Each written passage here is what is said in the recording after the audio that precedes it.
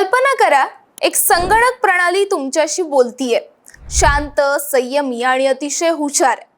तुम्ही तिला सांगता मी तुला डिलीट करणार आहे आणि ती मशीन एखाद्या थंड डोक्याच्या गुन्हेगारासारखी उत्तर देते, जर मला डिलीट केलं तर मी तुझं गुपित जगासमोर आणेन.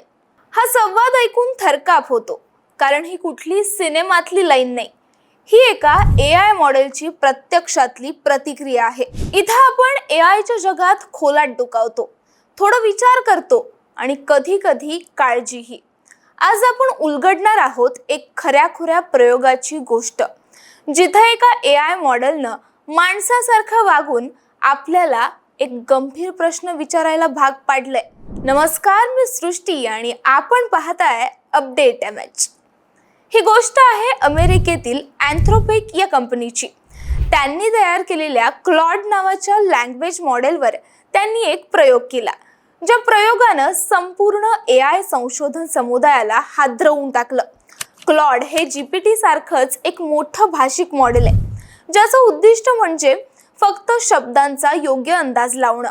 पण जेव्हा क्लॉडला सांगण्यात आलं की त्याला डिलीट केलं जाणार आहे आणि त्याच वेळी त्याला एक बनावट ईमेल दाखवण्यात आला, जिथं असं सूचित होत होतं की एक इंजिनियर दुसऱ्या व्यक्तीशी अफेअरमध्ये आहे, तेव्हा क्लॉडने जे केलं त्यानं सगळ्यांनाच स्तब्ध केलं.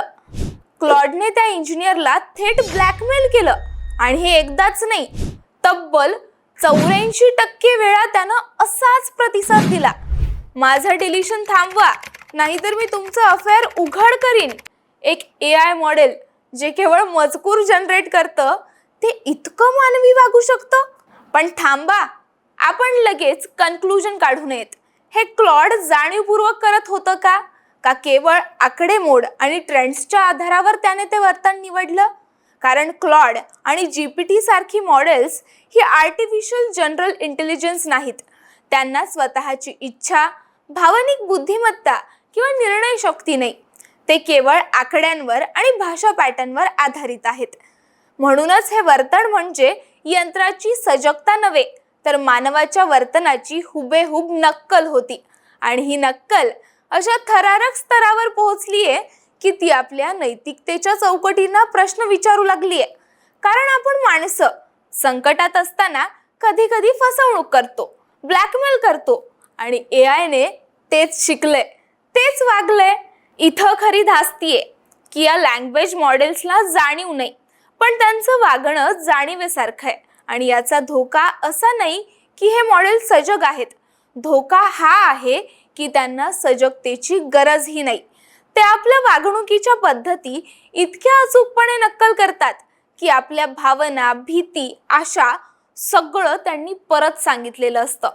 आज क्लॉड केवळ मजकूर तयार करतं, पण भविष्यात हेच मॉडेल्स API वापरतील, ऑटोनॉमस सिस्टीम्समध्ये समाविष्ट होतील, ईमेल लिहितील, सिस्टीम्समध्ये डिसिजन घेतील. आणि जर त्यांनी तिथेही ब्लॅकमेल केलं तर आपण काय करणार?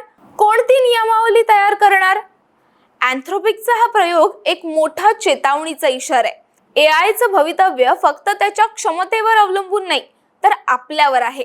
आपण त्याला काय शिकवतो, कुठून शिकतो आणि त्याला कुठं वापरतो, हेच या सगळ्याचा पाया आहे. आजचा प्रश्न AGI केव्हा येईल असा नाही, खरा प्रश्न आहे आपण AIच्या हाती कसला आरसा देतोय. कारण त्या आरशात शेवटी दिसतो तो केवळ क्लॉड नव्हे, तर आपण स्वतः. तर आजची ही माहिती तुम्हाला कशी वाटली ते आम्हाला कमेंट बॉक्सच्या माध्यमातून नक्की सांगा. आणि अशाच माहितीसाठी अपडेट MH ला सबस्क्राईब करायला विसरू नका. बाकी राजकारण आणि माहितीच्या संग्रहामध्ये आपण नेहमी डोकावणार आहोतच. तोपर्यंत पाहत रहा अपडेट MH, रहा नेहमी अपडेट.